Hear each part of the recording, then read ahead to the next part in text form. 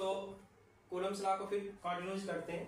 इससे पहले क्या फार्मूला बनाया था, इससे पहले वाली वीडियो में, तो आपने देखा कि जो एफ मीडियम का आ रहा है, एफ मीडियम का आ रहा है वो किसके इक्वल टू होगा, एफ एयर बाय के, ये फार्मूला बनेगा।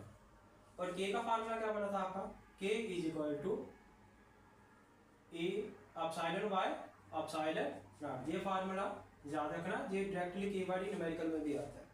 अब बात करते हैं कि मान लेते हैं अगर पॉइंट अगर नोट करें कि मान लो आपने दो चार्ज को, if two charge placed in air, जब आपने दो चार्ज को एयर में प्लेस किया तो फोर्स का फार्मूला क्या बना था आपका, 1/4 pi epsilon Q1 Q2 by R का स्केयर। अब दोनों चार्ज को उठाया, कहां पर प्लेस किया, मीडियम में।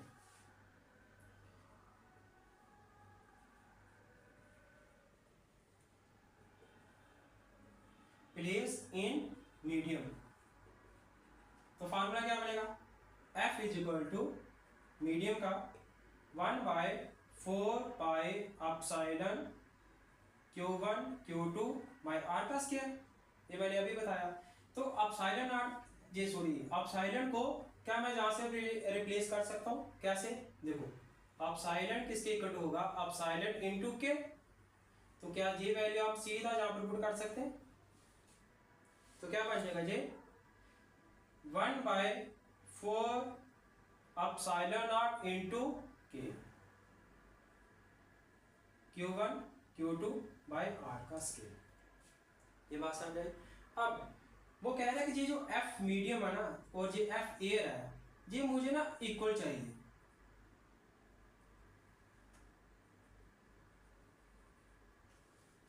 मैग्नीट्यूड सेम, सब कुछ सेम, लेकिन जो मुझे फोर्स जितनी मेरी एयर में थी, मान लो एयर में जब चार्ज आपने प्लेस किए तो फोर्स बना आपका 50, वो कह रहा है सेम फोर्स आपका बनना चाहिए मीडियम में। तो देखो चार्ज तो चेंज नहीं कर सकते क्योंकि चार्ज तो हम कांस्टेंट रखेंगे और ये भी वैल्यू कांस्टेंट होगी, तो क्या चेंज कर सकते हैं, चेंज हम कर सकते हैं उनका डिस्टेंस, कम ज्यादा कर सकते हैं।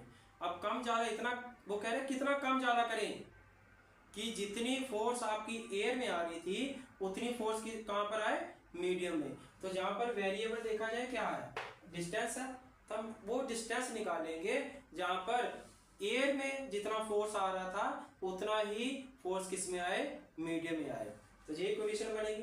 अब जहां से हम आर निकाल लेते हैं तो हम इसको क्या लिखें, आर डैश लिख लेते हैं, क्योंकि आर तो सेम होगा ही नहीं, क्योंकि आर तो वेरिएबल करेगा ना, पहले आर था, एयर में रखा हुआ था आर था, अब जब मीडियम में रखेंगे तो वो कह रहा है कि सेम फोर्स होनी चाहिए, तो इसका मतलब आर चेंज होगा, तो हम उसको आर नहीं लिख सकते, आर डैश लिख लेते हैं। तो हम इसको हम लिख लेते हैं आर डैश, यहां पर भी लिख लेते हैं आर डैश का स्केयर, ये बात समझ आई। अब इसको सोल्व करते हैं।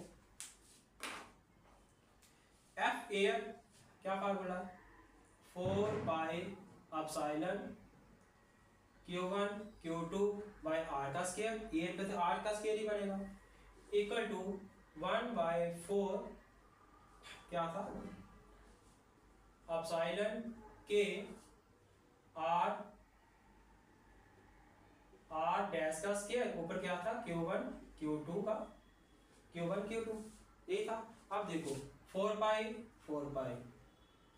Q1 Q2 Q1 Q2, epsilon R से एप्सिलॉन आर, तो इस साइड पर क्या बचेगा, इस साइड बचा आपका लेफ्ट साइड आर का स्केयर और इस साइड पर बचा क्या, के आर डैश का स्केयर। मुझे क्या चाहिए, ये डिस्टेंस चाहिए जो मैंने कितना चेंज करेंगे जब वो चार्ज मीडियम में प्लेस करेंगे, तो जहां से वैल्यू निकल सकती है तो हम कह सकते हैं R dash is equal to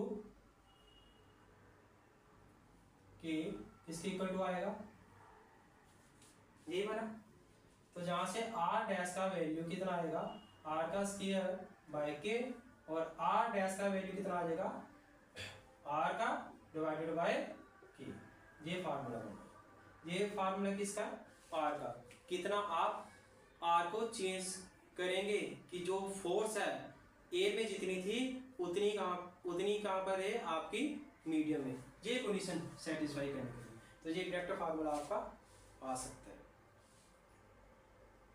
अब सेकेंड अब बात करते हैं यूनिट को।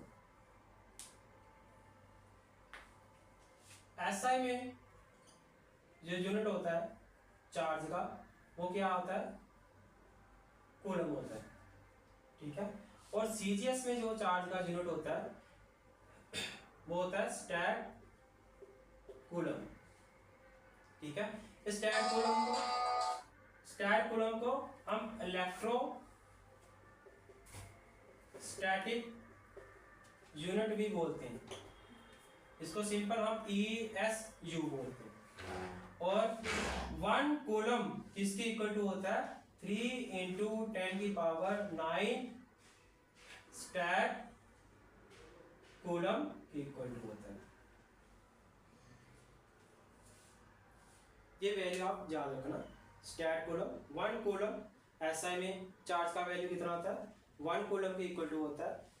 और सीजीएस में चार्ज का वैल्यू क्या होता है, सॉरी चार्ज का यूनिट क्या होता है स्टैट कूलम होता है, ठीक है, यूनिट ऑफ चार्ज, ठीक है, जिसको ESU भी बोल देते हैं। और 1 कूलम SI और CGS में अगर रिलेशन बनाया जाए तो 1 कूलम किसके इक्वल टू आता है 3 × 10⁹ स्टैट कूलम। ये PDF जो मैंने भेजा होगा उसमें लिखा भी होगा, ठीक है। अब एक फार्मूला, तो ये एक फार्मूला ये भी याद रखना आपको न्यूमेरिकल में आ सकता है, ठीक है।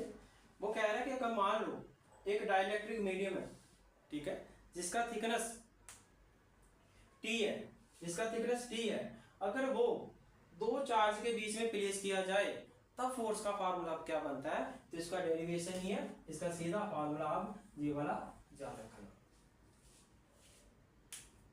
ठीक है। तो मैंने PDF भेजा हुआ उसमें सारा डिटेल होगा, फिर भी कभी किसी को प्रॉब्लम हो तो आप मुझे बता सकते हैं। तो नेक्स्ट करते हैं आगे, प्रिंसिपल ऑफ सुपरपोजिशन।